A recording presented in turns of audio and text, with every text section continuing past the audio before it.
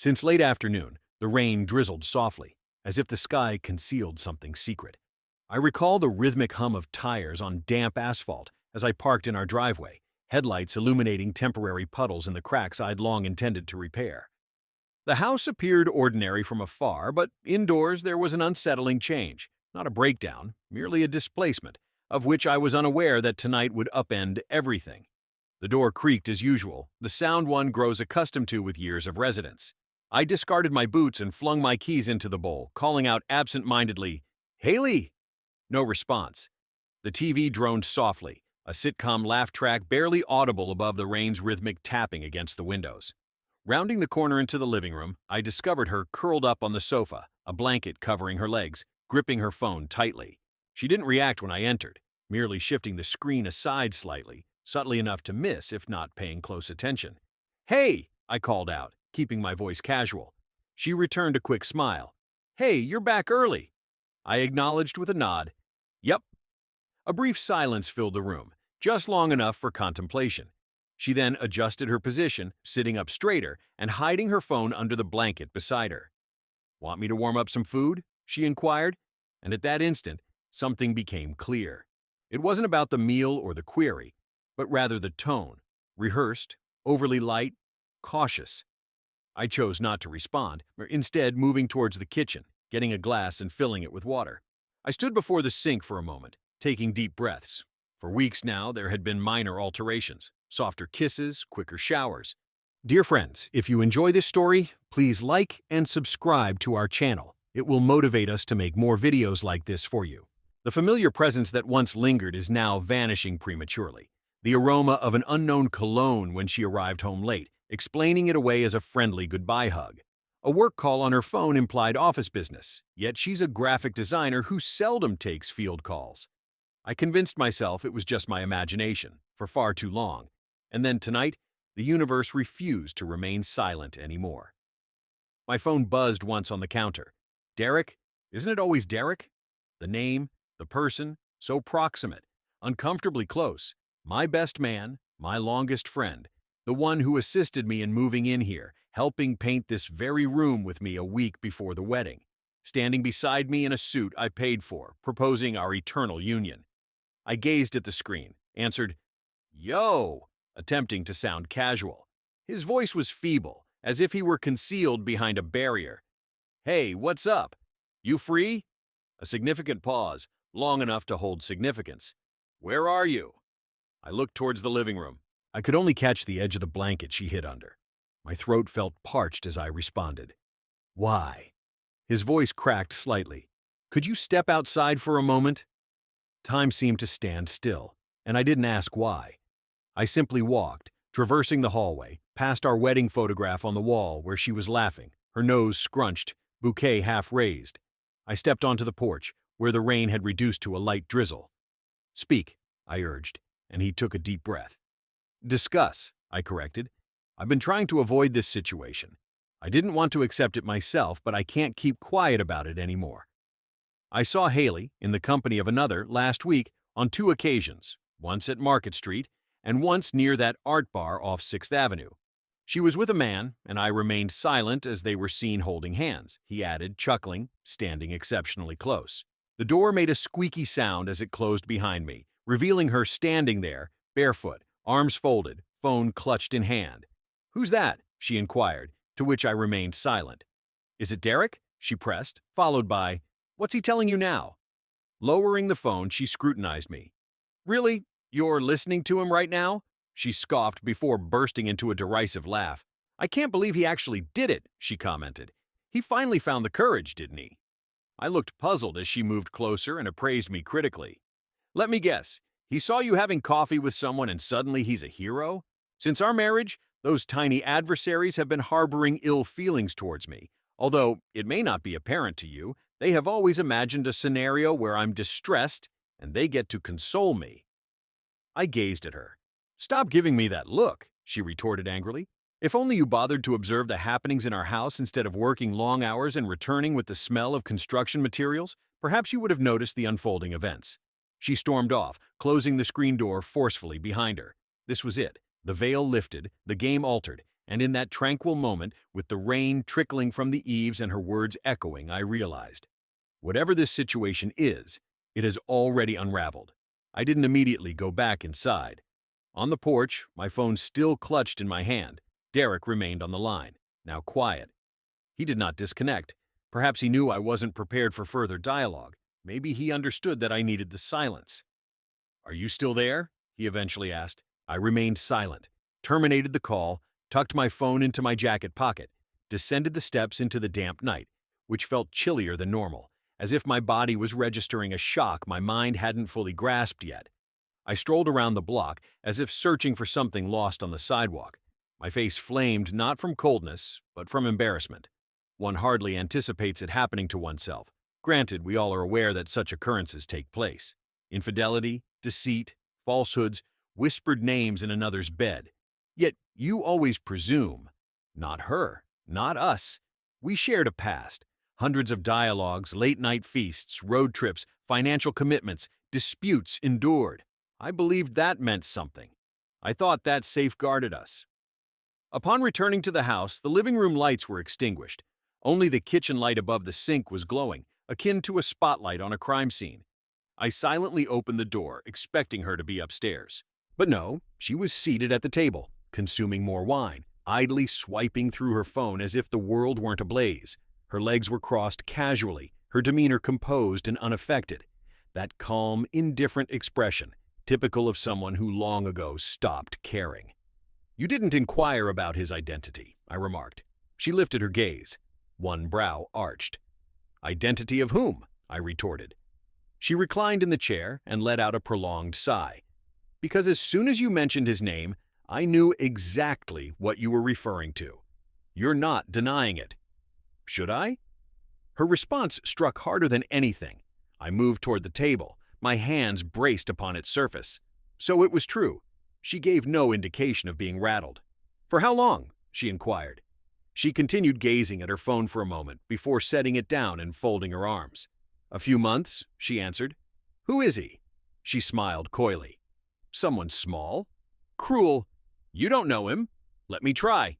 She rose from the chair and walked past me as if I weren't there. Opened the fridge. Took another wine bottle and uncorked it mechanically, without a second thought or remorse. "He's someone who listens," she commented offhandedly, pulling the cork out effortlessly, as if she had done it hundreds of times before. "Someone who doesn't come home reeking of construction materials. Someone who can still focus when the television is on." I fixed my gaze on her, teeth clenched so hard they ached. "That's your reason?" she retorted, filling another glass. "I'm not defending myself," she said. "I'm simply telling you what you never took the time to understand." I remained silent, brimming with anger. I wanted to shout, to rant, to shatter the bottle on the floor, to destroy her smug, pristine image standing there unscathed by responsibility. Instead, I walked away, climbed the stairs. Each step seemed foreign, as if I were observing a stranger moving through my house that no longer felt like mine.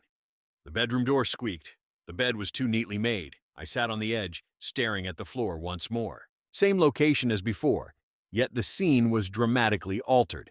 She was downstairs, casually sipping wine after seemingly finding a reprieve from me. In contrast, I was upstairs, suffocating in the quietude of every moment that I hadn't unveiled the truth. Worst of all, I remained oblivious to the stranger's name. The night wouldn't let me sleep. I didn't even attempt it. Instead, I lay there staring at the ceiling as her footsteps reverberated from below, pacing slowly and unfazed, suggesting this wasn't a catastrophe. At one point, I heard the back door open, then close. No words, no explanations, just the sound of her departure. It was 12:17 a.m. I kept watching the clock until it was 1:43, then 3:05. At 4:11, she returned. Quiet steps, no lights switched on. But I could sense her. Her deceit wafted up the stairs like a plume of smoke from a cigarette. She didn't join me in bed or even crack open the door. I waited for her, not out of expectation, or because I thought she might say something genuine. I had to observe her behavior when she thought I was asleep, but the opportunity never presented itself. By morning, she was gone once more, leaving her half of the bed untouched, and as if she hadn't been in the house for weeks. No note, no explanation, nothing. A phone, her old one, was on the kitchen counter next to her half-empty wine glass from the previous night. In such circumstances, curiosity is not a crime when trust has been betrayed. So I decided to look through it. There was no password. She must have neglected to change it after getting a new one, or perhaps left it intentionally.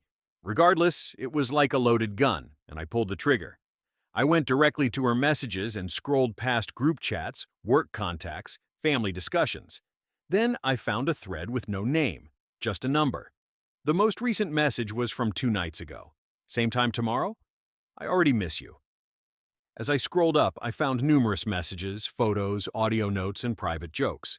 Years ago, before our relationship turned into a routine, the types of things she'd send me were different. Then I discovered his name, Jake, hidden in a conversation about my early return home that night.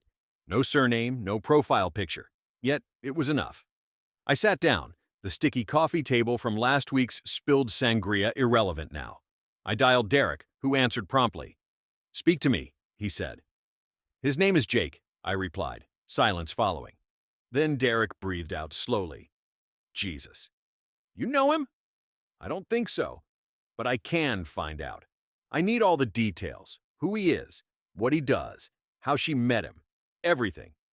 Derek didn't inquire about my motive nor tried to dissuade me. He simply said, "Give him a day." I nodded, even though he couldn't see it. I surveyed our living room, the candles she favored, the city skyline print I'd given her for our 3rd anniversary, along with the awkward ceramic bowl from that pottery class we reluctantly attended, now filled the room. Yet it seemed like a stranger's house, a life no longer wanting me. It was then I acknowledged my growing resentment. Derek arrived the next evening without notice, standing at the door as if it were an ordinary night. No call preceded his arrival, he merely knocked. I opened, and there he stood with a manila folder in hand, reminiscent of a noir film scene. Neither of us smiled. We found ourselves seated at the dining table, once a place where Haley had lit candles and prepared homemade ravioli for our anniversary, humming an off-key Taylor Swift song while wearing one of my shirts. Now it reeked faintly of lemon cleaner and emptiness. Derek placed the folder on the table, causing a dull thud against the wood. Derek mentioned Jake Wilder, 32 years old, employed in commercial real estate, previously worked part-time at Oak and Ash on 9th. That's where they initially met. There was anticipation in his eyes as he waited for my response, but I remained silent, simply opening the file. It contained photographs, screenshots, printouts of social media, even some self-taken blurry shots by Derek, one depicting Haley and Jake lounging on Oak and Ash's patio wine bar terrace, with her hand affectionately placed on his arm. Her head was thrown back in laughter, a sound I recognized, as it was once inspired by me. "She's no longer concealing it," Derek whispered softly. "They've been seen in public, not far from here. They're becoming careless. Or overconfident," I murmured in response. He gave a nod of agreement. "That too," he added. As I perused the contents at a slow pace, each photo felt like a wound, every message another small incision. One particularly stood out, a hotel receipt from 3 weeks prior. "Wait," I said, pausing abruptly. "This one, it's our anniversary weekend," Derek acknowledged tersely. "Yes." I scrutinized the receipt, the room number, the timestamp. She had claimed she had to work that Friday, staying late to complete a project. I brought home takeout and ate alone, believing she was simply overwhelmed and tired. I even left her a note on her pillow with a sappy "I love you" message, just to reassure her I was there while she was in bed with someone else.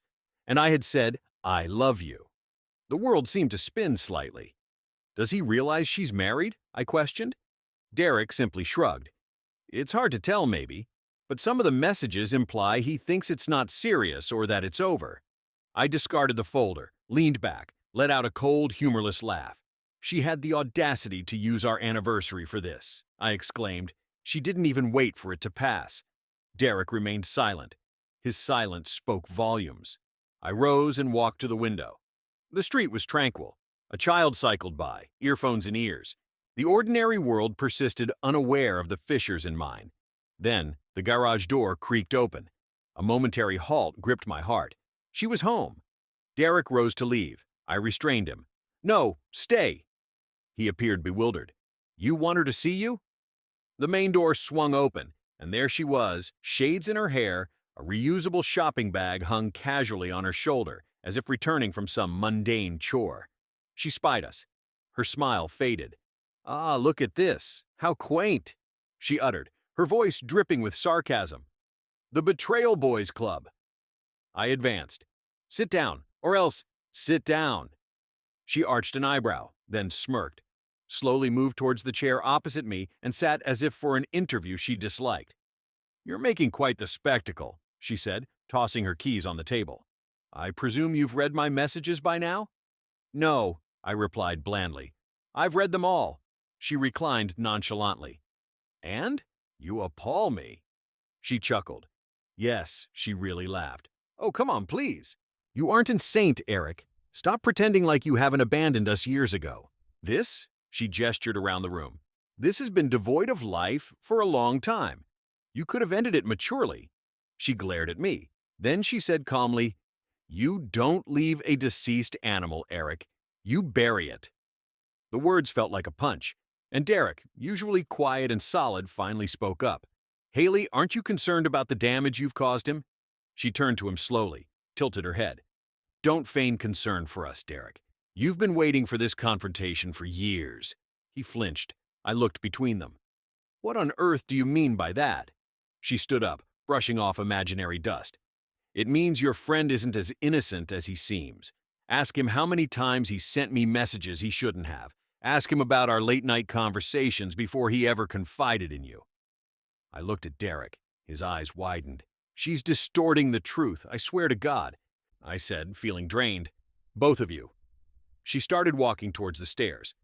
"Let me know if a lawyer needs to be called," she commented as she walked away, "or if there's more crying to do." And then she was gone. Derek settled down slowly. "I didn't lie," I replied. "I believe you, but I don't care at the moment." We fell silent once more. Now, everything felt different because this wasn't merely about betrayal. It was a battle. The bedroom door upstairs slammed, not loud or childish, but controlled and deliberate. It signaled she had stopped talking for now, but not ended things between us, not yet, until she had the final say. I remained still. I sat opposite Derek, in the same chair, in the same room, in the same house that had transformed into something between a crime scene and a monument of wasted time. The silence this time wasn't deafening. It was lifeless. Derek coughed. "She's lying, friend," he said, "about the messages, about me." I studied him carefully. He bore guilt as if it was ingrained in his flesh, yet not the guilt of deceit. It was a different kind. The guilt of one who witnessed an accident occur and didn't shout out loudly enough to prevent it. "Did she discuss us with you?" I inquired. "Before everything happened?" He gave a nod. "A month ago, she texted me late, saying she felt unseen. I advised her to speak with you, told her she was being unjust. You didn't inform me about this. I hadn't suspected it would progress. I thought she was merely expressing frustrations, trying to create turmoil." I took a breath. It made no difference. Seems she created more than just that. Derek rose, his fists balled by his sides. "Eric wasn't complicit in her infidelity," I said. "I trust you," I said, my voice devoid of emotion. "But that doesn't mean I believe you." He winced and departed, silently, as one would leave a funeral. After the door closed, I dropped my head into my hands. I can't say for certain how long I remained there. Minutes? Hours? In what sense do clocks matter when time lost its coherence? At a certain point, I felt heavy as I ascended the seemingly leaden stairs. The bedroom door was shut. I chose not to knock. She sat on the bed's edge, her phone held in her lap, her right knee oscillating. Her gaze didn't rise. "I'm relocating to the guest room," I announced. Still, she avoided eye contact. I waited patiently. Eventually, she murmured, "That isn't necessary." "Is that so?" she inquired casually. "Are we going to cuddle now?" Her eyes rolled. "You're being melodramatic." "Melodramatic? You slept with another man. You deceived me, not just violating our trust, but desecrating all we had built together." She stood up as well, moving deliberately, pausing to consider. "I am not the villain you wish me to be," she retorted. I chuckled derisively, not from humor, but disbelief. "Are you certain of that? You believe this is solely about Jake?" "It isn't. For years, you immersed yourself in work, abandoning me to wither away in this home. Don't feign ignorance. You were well aware of what was happening. I moved nearer, taking 2 steps. We were on the verge of each other. I sensed something was amiss, yet never suspected it was you. She hesitated, her eyes briefly flashing with a hint of uncertainty.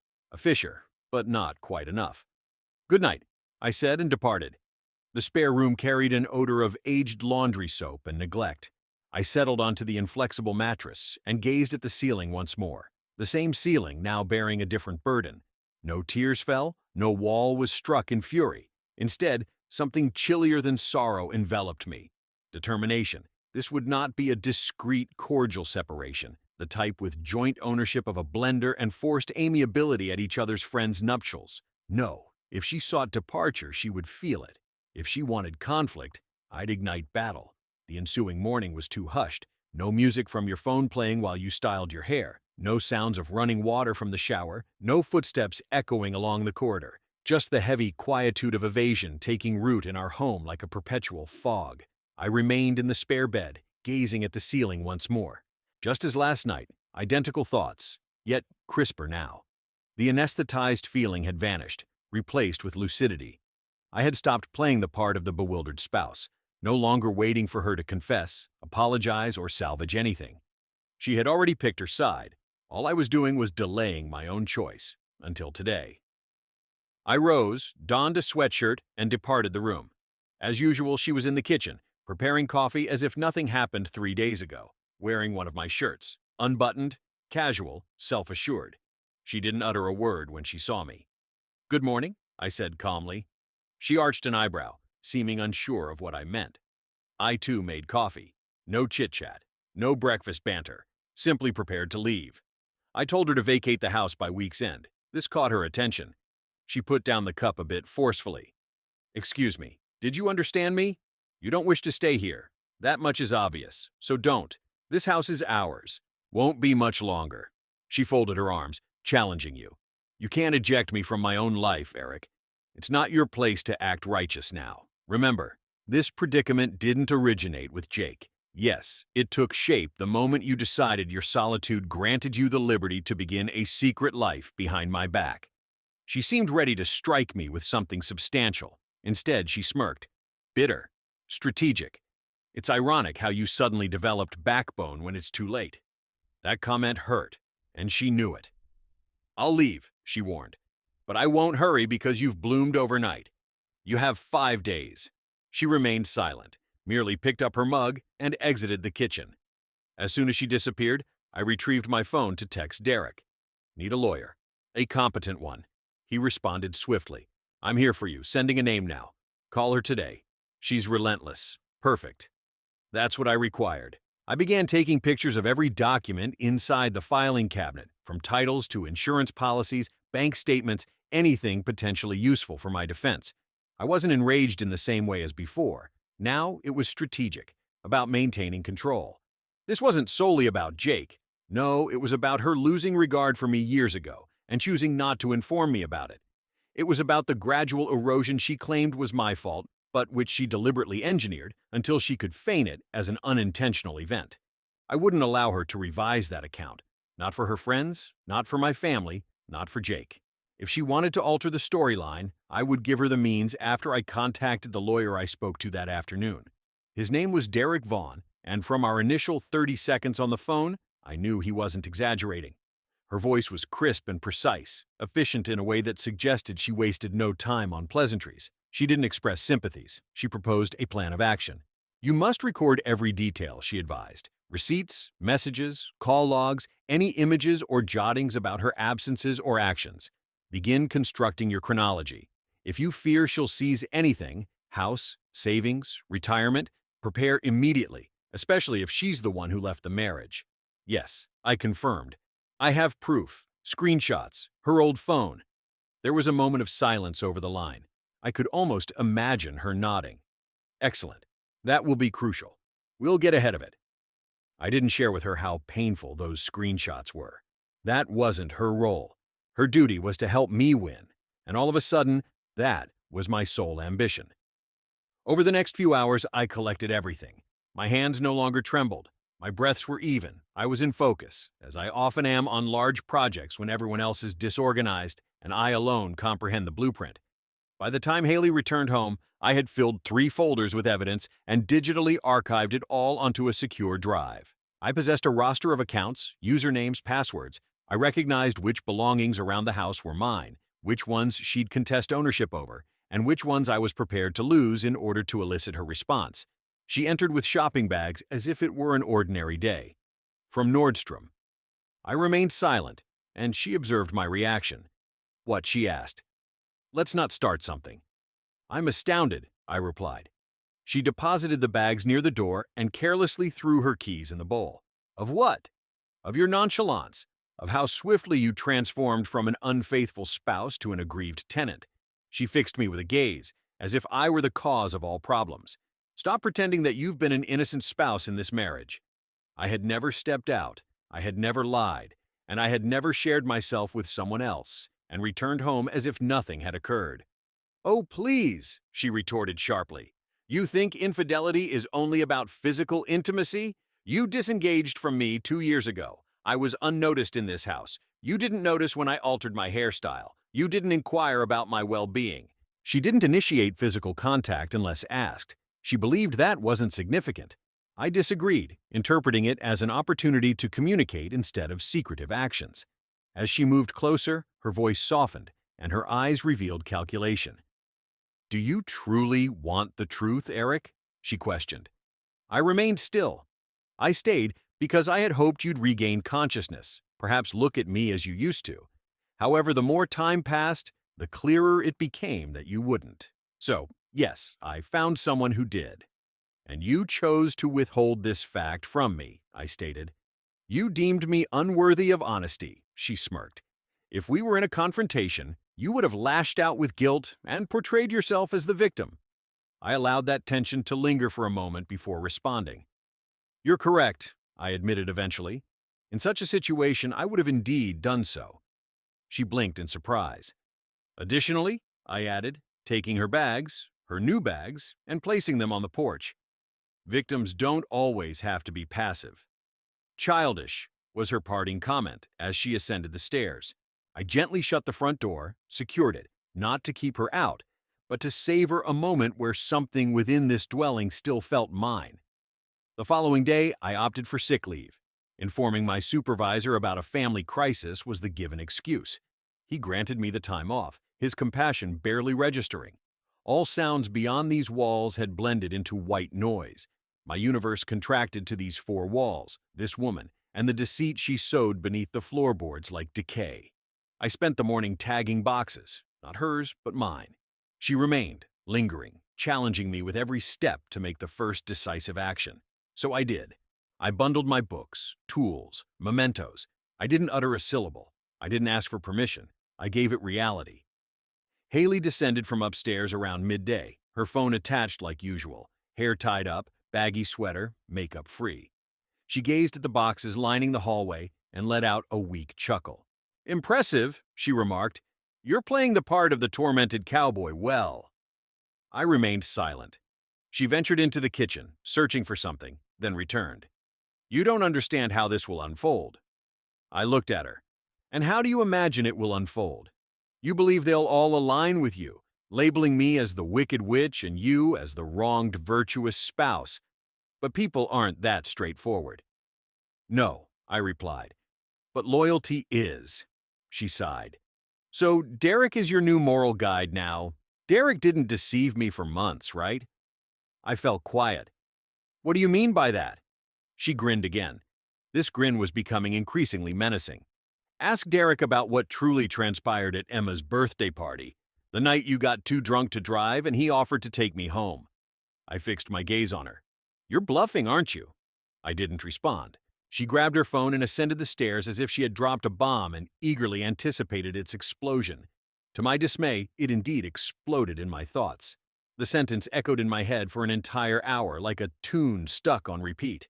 I attempted to dismiss it, convincing myself she was evading, deceiving, but doubt doesn't require proof to burrow itself deep. It merely needs a hint. I picked up my phone and messaged Derek. Were you alone with Haley the night of Emma's birthday? Minutes passed, then more minutes. Eventually he responded, "Yes, why?" I scrutinized the screen. Did anything transpire? He hesitated this time, significantly so. Later, we kissed once. She claimed it was a mistake. I didn't inform you because I wanted to prevent further complications. I tossed the phone aside, not from surprise, but from understanding. I was left alone in this situation. My spouse was a liar, my friend was a coward, and I had lost trust in both of them. That night, I began sleeping with the bedroom door secured. I didn't avoid her out of fear, but to prevent her from thinking she could still enter whenever she wished. By the week's end, the emotional temperature in our home plummeted to sub-zero levels. We moved around each other as if we were strangers in a hotel foyer, barely exchanging words, never meeting gazes. Her belongings remained scattered, her shoes by the door, her toiletries piled up at the bathroom sink. The ghastly knitted blanket her mother had gifted still hung over the couch as if it held some sort of seniority.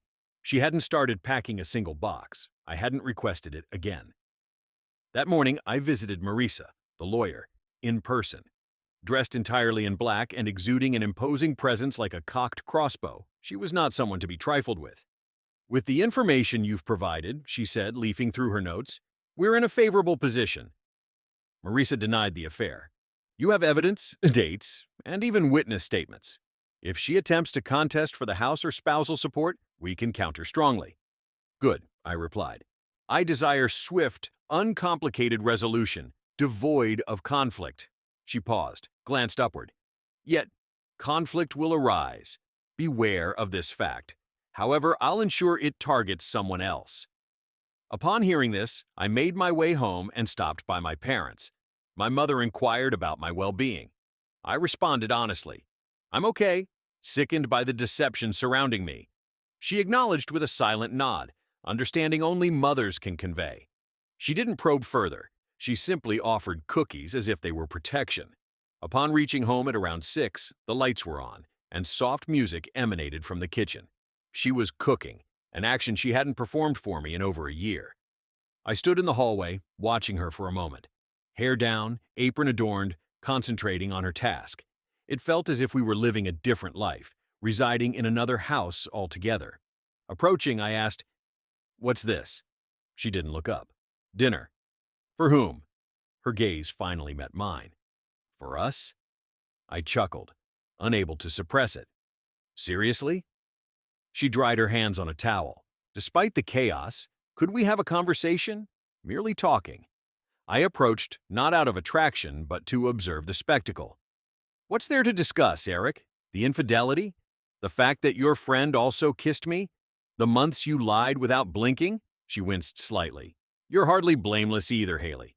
You keep claiming innocence, yet never provide proof." She avoided my gaze.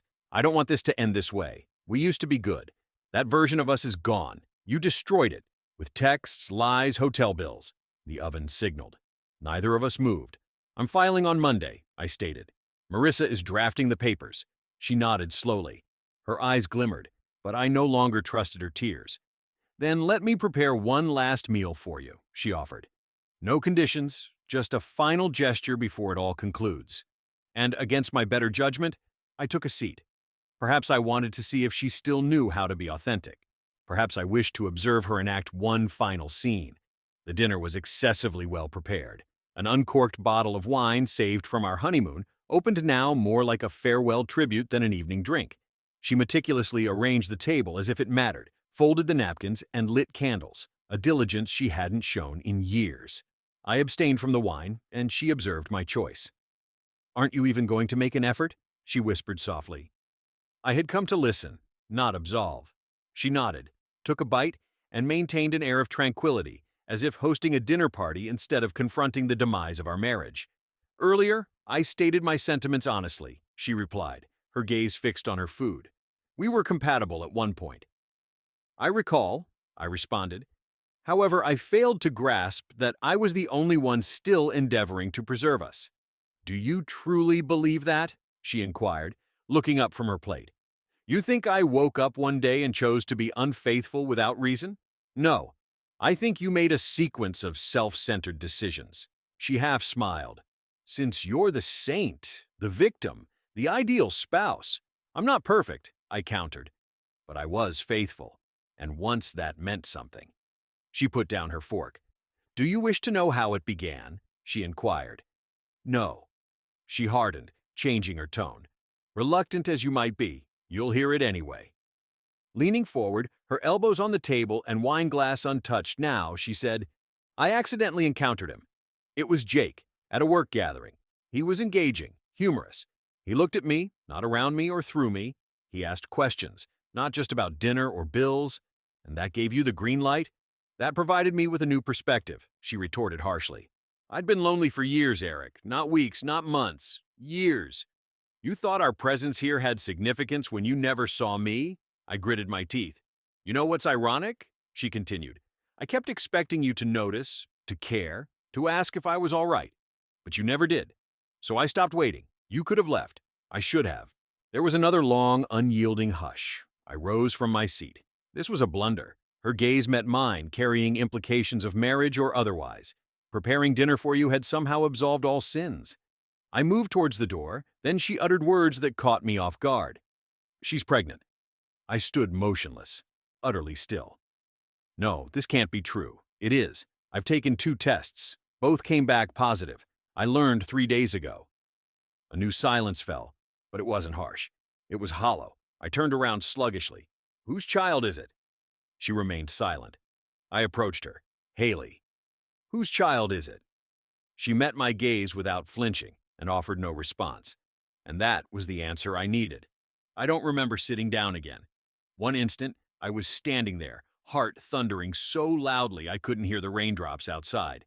The next, I was back in my chair, my hands balled into fists on the table, staring at the flickering candle, hoping for some insight. She remained seated, serene. Now, Haley was no longer solo. She had added another entity. She spoke tentatively, and I responded, inquired about the baby's father. "I don't know," she replied. Upon scrutiny, I observed resignation in her, not dread or embarrassment. I then articulated that you had been intimate with both of us simultaneously.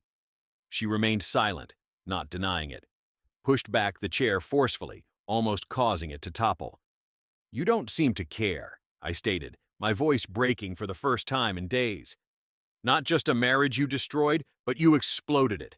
You brought a child into this chaos, yet you can't tell me who the father is." Tears filled her eyes, but no remorse or regret surfaced. "You think this was simple for me?" she countered. "You weren't there, and he made me feel valuable." "I hadn't merely cheated, Haley. You supplanted me. You inserted someone else in my place, now staring at me as if I should sympathize with you." "She didn't take your place," she said. "You stepped down willingly." "No," I replied softly. "All I lacked was awareness that I needed to battle for it in my own house." She stood up then, tears coursing down her cheeks. "I hadn't meant for things to unfold this way. But they did. And I'm striving, Eric. Striving to accomplish what? To rewrite the ending? There isn't one now, Haley, not any longer. You ended it. A child remains in the wreckage." She wrapped her arms around herself, as if the room had turned cold. "What are you going to do?" she asked. I glanced at her. For the first time since this predicament started, I knew what to say. "I'm going to sever ties with you," she recoiled. "And if that child is mine, I promised. But if it belongs to him," I shook my head. "That's not my responsibility. That's yours." The candles flickered weakly. The food was now cold. I left the room, the dialogue, and the last scrap of denial behind me. And as I climbed the stairs, her sobs could be heard. Real this time. I didn't pause. I had ceased interpreting her tears as sincerity. On the following Monday, I submitted the divorce documents. Marissa greeted me at the courthouse with her typical cold reserve. However, even she showed a hint of softness upon receiving the finalized documents. I believe she understood. This wasn't a client leaving a failing marriage. It was a man departing from a calculated deception, deep and venomous, cloaked in excuses and subtle accusations. Haley received her papers that afternoon. I wasn't at home when the event transpired. I ensured that fact. I was at the gym, using weights to press against my chest, both literally and metaphorically. 185 pounds on the barbell, again and again, just to prove to myself I could still grasp something without it slipping through my fingers. Upon returning home, she sat in the living room, the envelope untouched on the coffee table, her face expressionless. "You filed," she said. I nodded. "I told you I would." She seemed diminished somehow, no longer in a physical sense, but emotionally drained.